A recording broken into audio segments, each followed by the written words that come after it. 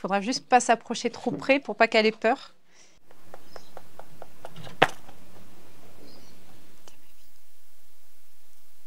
Sorène est la doyenne du refuge de Gaoul. Cette chouette effraie du Pacifique a été récupérée et sauvée par Cindy il y a 3 ans.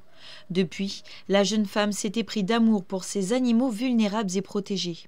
Elle a alors décidé de recueillir les individus blessés chez elle pour en prendre soin avant de les remettre en liberté. Un travail bénévole qui lui prend beaucoup de temps.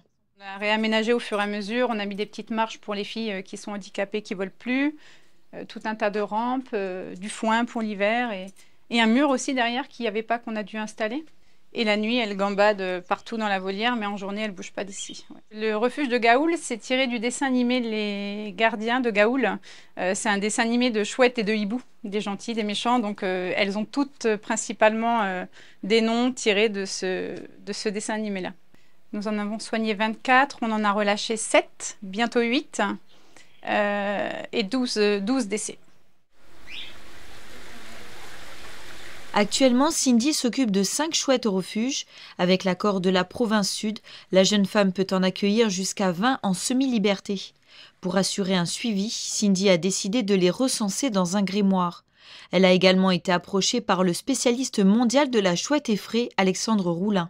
Il a reçu récemment les 5 échantillons de 5 chouettes pour pouvoir les sexer. On converse beaucoup par mail, WhatsApp, afin de pouvoir avoir plein d'informations le plus possible sur la chouette effraie du Caillou. On a aussi les bagues, donc j'ai mon propre numéro d'éleveur, ce qui permet de pouvoir par la suite savoir ce qu'elles vont devenir. Oui, bonjour, c'est Cindy du refuge de Gaoul. J'aurais voulu savoir si Isabella, elle était là ce matin ou pas du tout. Elle m'a dit éventuellement que je pouvais passer cet après-midi pour lui montrer Noctus. Pour favoriser la remise en liberté, Cindy s'est entourée de professionnels, notamment pour les soins. Et c'est Isabella, vétérinaire spécialisée dans les animaux sauvages, qui assure le suivi depuis le début. Elle voit d'ailleurs Noctus. La chouette s'était retrouvée dans de l'huile de vidange il y a quelques mois. Depuis, elle a repris du poil de la bête et s'apprête à être libérée. C'était à vif quand j'ai dû frotter. Voilà, c'est encore un petit peu gras. Il y a le parc forestier aussi qui soigne les chouettes sauvages. Et après, de temps en temps, on a quand même des particuliers, mais maintenant, c'est vraiment rare. Je pense que tout le monde passe par Cindy à l'heure actuelle pour les chouettes sauvages ou alors par parc forestier directement. Ça reste une espèce qui est sous protection, donc c'est notre obligation de nous tous de prendre soin de la faune sauvage qui est en danger. À la fin du mois, Noctus devrait pouvoir reprendre sa liberté au parc des Grandes Fougères.